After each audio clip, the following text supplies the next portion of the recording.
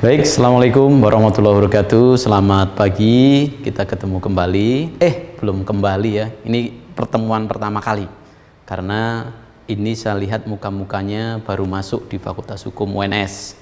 Ada juga muka-muka baru, banyak, muka-muka lama juga ada. Nah, yang muka lama ini menandakan bahwa semangat tidak pernah padam.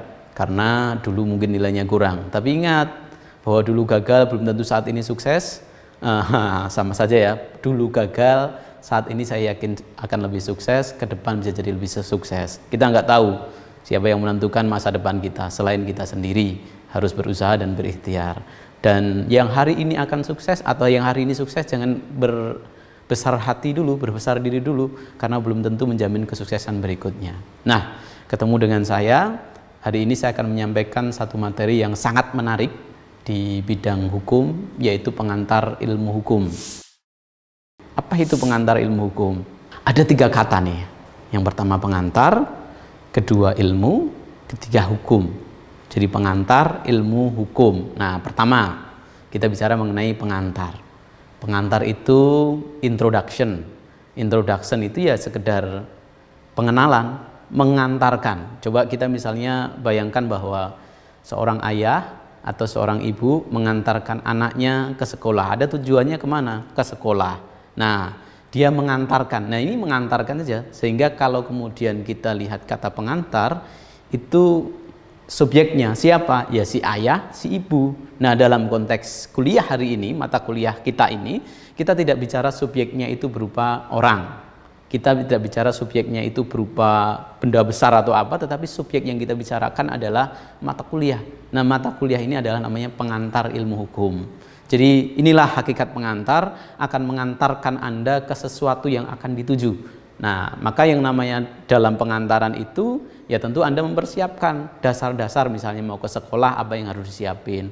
Anda tahu dulu bukunya, misalnya hari ini pelajaran IPA, IPS, atau apa lagi misalnya kalau sekolah, ya bukunya disiapkan, tasnya disiapkan, termasuk makanannya di perut ini juga sudah dimasukkan dan seterusnya. Nah, itu hakikat pengantaran. Kedua, ilmu. Nah, ilmu ini kalau bahasa yang paling dekat itu adalah dalam bahasa Arab. Ada bahasa lain misalnya ada scientia, ada sayo, ada sire. Nah, dalam bahasa Latin itu yang berarti semuanya adalah pengetahuan. Kalau dalam bahasa Arab ada namanya alama, ada namanya ilmu. Ilmu juga sama artinya, pengetahuan. Pengetahuan itu ya untuk menemukan sesuatu, untuk meningkatkan pemahaman sesuatu. Bahkan dengan pengetahuan itu ya proses untuk mengetahuinya sangat tersistem. Dengan pengetahuan pula kita menjadi tahu sesuatu yang sebelumnya tidak tahu, sesuatu yang sebelumnya sudah kita ketahui bertambah lebih mengetahui lagi. Makanya dalam Al-Quran itu ada ayat namanya surat Al-Mujadalah ayat 11 itu, wa idza qila fangsuyu yarfa'illahu alladhina amanu minkum walladhina utul ilma darajat. Jadi ketika kamu disuruh berdiri, berdirilah. Ketika kamu disuruh berdiri, berdirilah. Berdiri itu hakikatnya kan tinggi. Tinggi, sama-sama tinggi. Nah, tetapi ada terusan dalam ayat tersebut. Yarfa'illahu alladhina amanu minkum.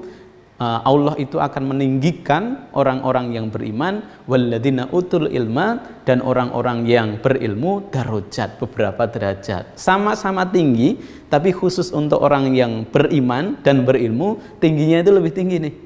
Tingginya lebih tinggi. Nah, itu yang kemudian dihargai oleh Tuhan, dihargai oleh Allah, bahwa orang-orang yang berilmu itu akan ditinggikan derajatnya. Nah, karena apa? Prosesnya bukan seperti mendapatkan ilmu itu kemudian kita tidur, mimpi, tahu-tahu kemudian kita bisa perkalian dari X sampai X dan seterusnya, rumus matematika kita hafal, rumus-rumus fisika kita hafal, nama-nama dalam biologi Latin dan seterusnya itu kita hafal, termasuk bahasa kemudian kita memahami. Tidak begitu namanya ilmu. Ilmu itu dalam bahasa Jawanya oleh kanti laku. Nah, laku ini apa? Laku ini proses untuk mendapatkan, yang itu diperoleh dengan cara kita berusaha, tersistem. Jadi ada pola tersistem, nggak bisa ujuk-ujuk kemudian kita bangun tidur tahu-tahu kita menjadi ahli dalam semua hal. Nggak bisa kemudian kita makan ya, makan tahu-tahu kemudian kita langsung bisa mengetahui ilmu tentang gizi. Ya, ada prosesnya, proses belajarnya ini. Nah, Tuhan Allah itu menghargai proses belajarnya ini, yang dalam Jawanya disebut laku ini. Nah, laku ini, proses belajar ini yang kemudian dihargai dengan meninggikan derajat orang yang berilmu.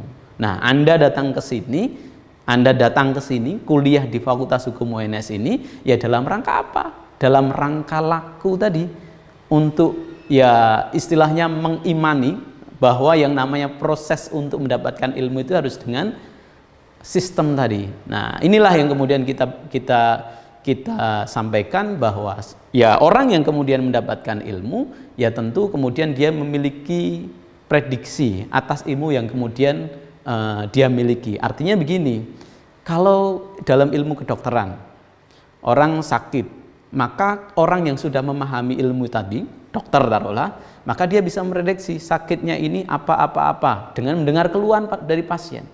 Ya, dengan mendengar keluhan pasien, ini prediksi. Diperoleh dari apa? Bukan dari jin atau apa namanya, tapi dari ilmu yang kemudian dia pelajari. Inilah namanya tersistem. Ilmu itu begitu. Nah, ada beberapa cabang dalam ilmu itu, ada dua secara umum, ada namanya science yang kita kenal dengan nama ilmu alam, dan ada social science yang kita kenal dengan ilmu sosial. Nah, kalau science, ilmu alam itu ya ilmu yang berkaitan dengan deskripsi, prediksi, pemahaman tentang fenomena alam, bahkan dalam apa yang ada dalam tubuh manusia physically ya, physically, bukan tubuh manusia dalam sifatnya tetapi physically. Nah, itulah yang kemudian disebut ilmu alam atau kita namakan science. Nah, kalau Anda dulu di SMA ada yang namanya masuk di IPA. Nah, IPA itu ya science itu ya, contohnya ya kemudian kalau dalam kuliah ya nanti ada cabang ilmu dalam bidang kimia, fisika, kedokteran, biologi, dan seterusnya, matematika termasuk di situ. Nah, yang kedua, cabang ilmu yang kedua adalah social science. Nah, social science ini didedikasikan untuk studi tentang masyarakat dan hubungannya dengan individu. Dalam konteks apa? Ya konteks sosial. Konteks sosial, termasuk ilmu-ilmu yang berkaitan dengan jiwa, ilmu-ilmu yang berkaitan dengan non-fisik tadi, dari sisi kemanusiaan, misalnya seorang filosofis dan seterusnya. Nah, dalam misalnya kita ngambil jurusan, ya ada nanti jurusan psikologi misalnya, jurusan filsafat, ada sosiologi, ada politik, ada bahasa, ada antropologi, ada sastra, dan ada hukum. Yang Anda masuk ke sini ini masuk dimensi dalam cabang ilmu sosial. Jadi kita sebut namanya adalah social science. Nah, ada beberapa definisi ini dari para ahli, ada Robert Ackerman, ada Louis Wettbeck, ada Cornelius Benjamin. Ketiganya ini adalah seorang filosofir, seorang ya scholar lah ya. Kalau kita sebut nanti misalnya Robert Ackerman ini, kalau Anda cari di Google itu munculnya adalah pemain apa yang di Amerika itu, hoki atau apa namanya itu, munculnya itu. Nah, tapi kebanyakan itu, tapi dia adalah seorang filosofer, tapi bukan pemain itu, tapi di trace lagi nanti akan muncul Robert Ackerman yang seorang scholar, seorang filosofer yang dia menuliskan ilmu itu apa. Nah, jadi poinnya adalah pengetahuan itu didapatkan dari studi. Jadi merupakan yang nanti akan menghasilkan gagasan. Itu Robert Ackerman. Terus ada Louis Wettbeck misalnya. Ini juga sama seorang filosofer, American philosopher.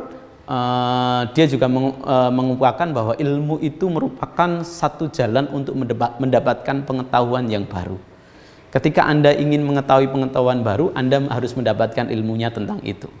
Tidak bisa kemudian ya tadi saya sebut, tahu-tahu kalau zaman dahulu itu duduk di bawah pohon, langsung kemudian kita mendapatkan wangsit. Nah, beda itu ya. Misalnya kita mempercayai itu ada, itu beda. Wangsit, ilmu. Nah, ilmu itu ada metode ilmiahnya. Sedangkan wangsit itu metodenya apa namanya? Nah, wangsit, metodenya nggak jelas kan? Metodenya nggak jelas. Ya sebaiknya kita nggak usah kepercayaan itu. Yang kita percayain adalah yang kita pelajari di sini ya ilmu tadi, ada metode ilmiahnya. Terus ada Cornelius Benjamin. Cornelius Benjamin ini kalau Anda cari di Google nanti dia juga akan muncul nama Cornelius Benjamin ini seorang komposer, seorang musician gitu. Tapi ada lagi kalau ditrace lagi, dia adalah seorang filosofer juga.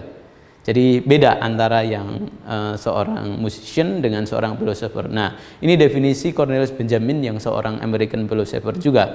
Jadi ya poinnya hampir sama lah. Jadi yang namanya ilmu itu adalah sebuah proses pencarian untuk mendapatkan pemahaman. Yang tadinya kita tidak tahu menjadi tahu, yang tadinya kita taunya segini misalnya ukurannya menjadi segini, segini, segini dan seterusnya. Nah, penambahan pengetahuan inilah yang kemudian disebut dengan ilmu. Nah, metodenya untuk menambah ilmu ini disebut dalam bahasa Jawanya adalah tadi saya sebut laku. Nah, ini ilmu. Nah, prosesnya begini nih. Jadi orang punya hipotesis, ya. Terus kemudian dari hipotesis ini kemudian dia membuat simpulan sementara, bisa itu tesis, teori. Dari simpulan itu kemudian muncul dalil. Nah, dari dalil itu bisa muncul hukum. Hukum ini bukan kemudian undang-undang yang kita pelajari, tapi lebih ke arah doktrin. Sebagai contoh, saya contohkan, ini metode ilmiah sekali. Bagaimana Nabi Ibrahim itu bisa mendapatkan, menemukan Tuhan. Sangat ilmiah. Dia punya gagasan dulu kan. Dari punya gagasan itu muncul dari kegelisahan. Masa iya Tuhan itu batu besar? Nah, Tuhan itu batu besar. Masa iya? Nggak mungkin Tuhan itu batu besar kan? Patung. Ya, Tuhan itu nggak mungkin sebuah patung, karena patung itu tidak bisa memberikan manfaat dan tidak bisa memberikan musibah atau madorot. Makanya kemudian ketika Ibrahim itu menemukan bulan, ya, dianggap bulan itu adalah Tuhannya karena dia besar, kalau malam dia menyinari, ya kan? Malam menyinari. Nah, terus diuji, ternyata salah gitu kan? Ternyata salah. Nah, proses ujian inilah dia tadi membuat simpulan dulu nih, hipotesis bahwa bulan itu adalah Tuhan, tapi kemudian setelah diuji berdasarkan pengalaman empiris ternyata salah. Nah, dari salah itu kemudian menemukan lagi matahari, salah juga, akhirnya ketemulah yang namanya Tuhan itu adalah Allah tadi. Allah, ya, Allah. Nah, sampai itu kemudian menjadi dalil dan kemudian menjadi hakem, menjadi hukum. Nah, apa itu hukum? Nah, yang kita mengantarkan, apa itu hukum itu? Ada beberapa asal kata hukum itu. Ada yang terkenal itu ya Inggris, Perancis, Belanda, dan bahasa Arab. Kalau dari bahasa Perancis itu ada ley atau droit, ya. Kalau untuk undang-undang kita bisa mengenal droit. Kalau dalam bahasa Inggris itu law itu ya hukum. Kalau dalam bahasa Belanda kita bisa mengenal res, ya, res atau wet, ya, wet. Nah, dalam bahasa Arab hak, hukum.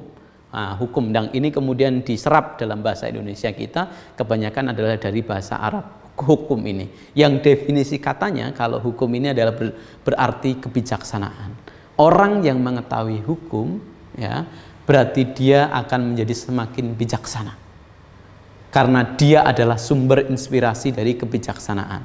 Maka hakim-hakim itu adalah sumber kebijaksanaan.